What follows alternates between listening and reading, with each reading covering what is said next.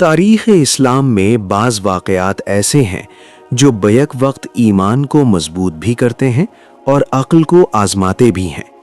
ये वो वाक़यात हैं जिन पर दुश्मनान इस्लाम ने एतराज़ात उठाए, शुकूक फैलाए और नबी करीम सल्लल्लाहु अलैहि वसल्लम की ज़ात अक़दस पर ज़बान दराज़ी की कोशिश की।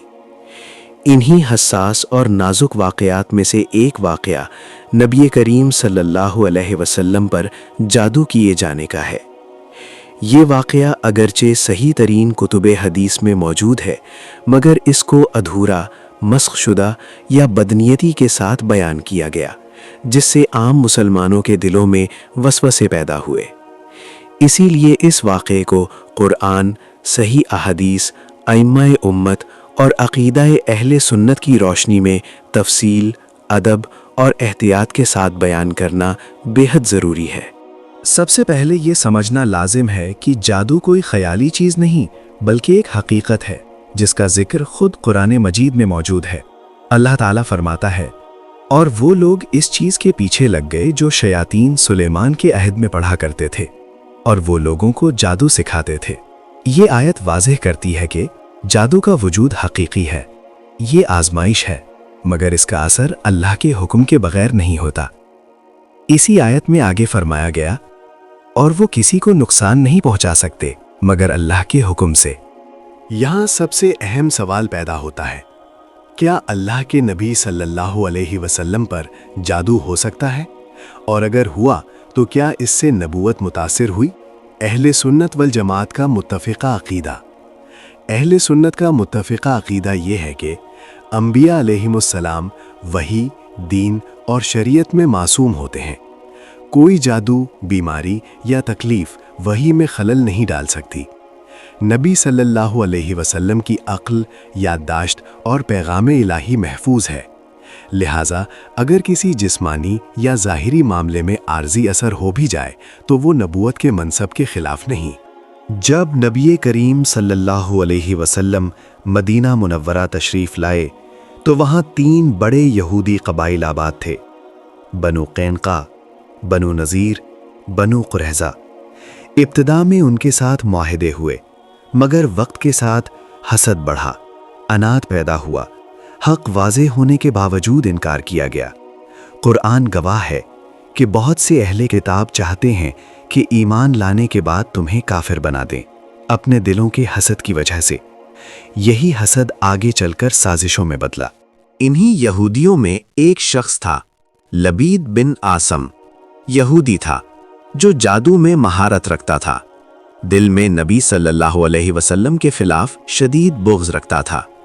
वो जानता था कि खुले मुकाबले में कामयाबी मुमकिन नहीं, तलवार से शिकस्त हो चुकी है, लिहाजा उसने शैतानी रास्ता इख्तियार किया। जादू कैसे किया गया? नबी सल्लल्लाहु अलैहि वसल्लम के इस्तेमाल शुदा बाल, कंघी के दंदाने, उन्हें एक गिरादार धागे में बांधा गया और एक कुएं में छुपा दिया गया। ये सब खुफिया तौर पर किया गया ताकि किसी को खबर ना हो। ये कुआं बाद में कुएं ज़रवान के नाम से मारूफ हुआ। इस जादू से नबी सल्लल्लाहु अलैहि वसल्लम पर वही में कोई फ़र्क नहीं पड़ा, दीन का कोई हुक्म मुतासिर नहीं हुआ, कुरान में कोई तब्दीली नहीं आई।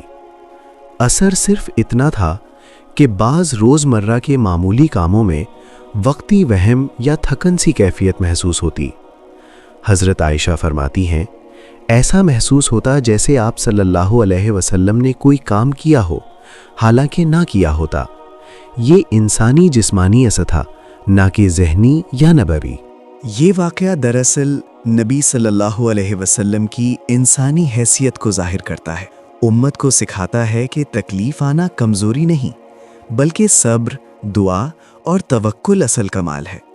खुद नबी सल्लल्लाहु अलैहि वसल्लम ने फरमाया, मुझे भी वही तकलीफ़ होती है जो तुम्हें होती है, मगर मेरा अज्र 2 गुना है। ये वाक़या सही बुखारी और सही मुस्लिम में मुतअद्दिद मकामात पर मौजूद है, जो हदीस की सबसे आला और मुस्तनद किताबें हैं।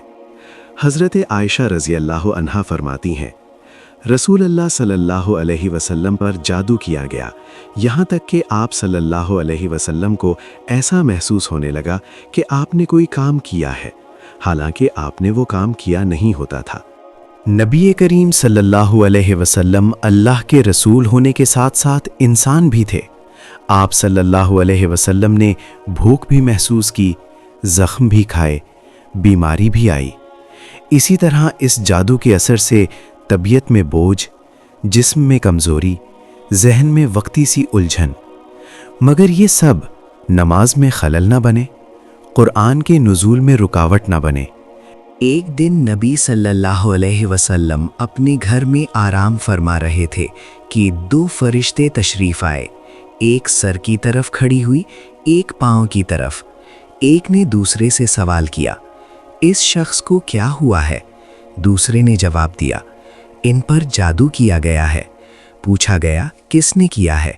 جواب آیا، لبید بن عاصم نے۔ جادو کہاں رکھا گیا؟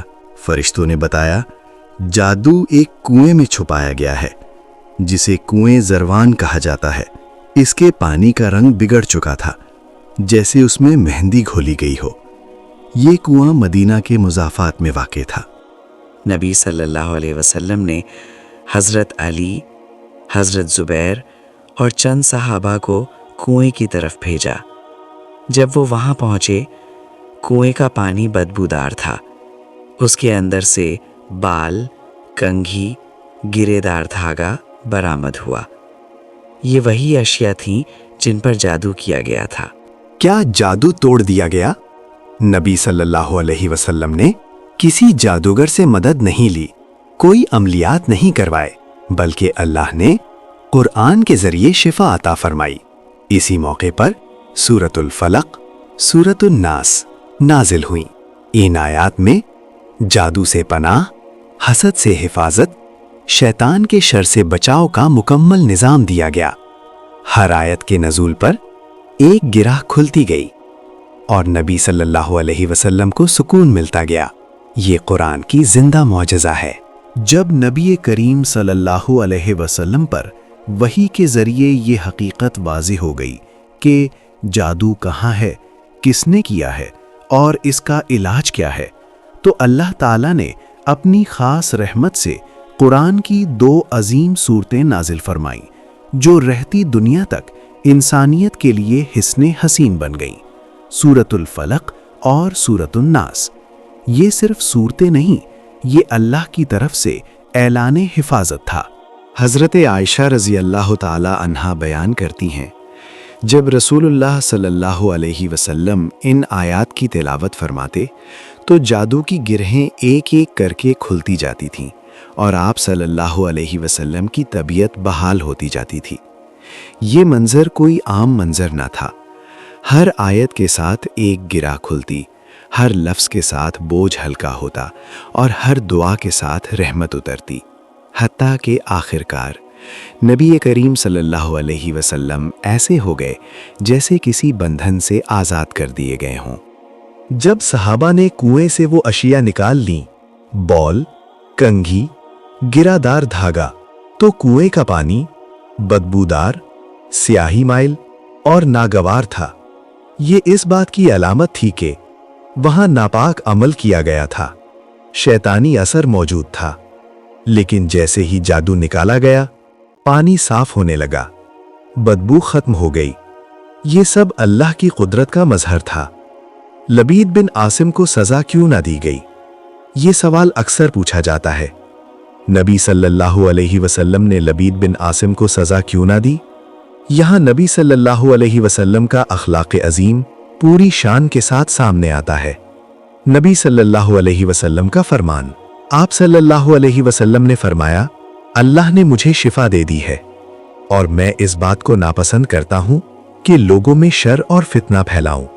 سوچئے، جس نے جادو کیا، جس نے اذیت پہنچائی، جس نے دشمنی نبھائی، اس کے باوجود معافی، خاموشی اور صبر، یہ وہ مقام ہے جہاں انسان بدلہ لیتا ہے اور نبی صلی اللہ علیہ وسلم دل جیت لیتے ہیں۔ یہ واقعہ صرف تاریخ نہیں، ہدایت ہے۔ ایک، قرآن سب سے بڑا تحفظ ہے۔ جو شخص صبح و شام سورۃ الفلق اور سورۃ الناس پڑھتا ہے، وہ اللہ کے حصار میں آ جاتا ہے۔ دو، حسد سب سے خطرناک بیماری ہے۔ लबीद बिन आसिम को इल्म था, पहचान थी, मगर हसद ने उसे तबाह कर दिया। 3. बदला नहीं, अखलाक। नबी सल्लल्लाहु अलैहि वसल्लम चाहते तो सख्त सज़ा दे सकते थे, मगर माफ़ किया और उम्मत को सिखाया कि ताकत माफ़ी में है।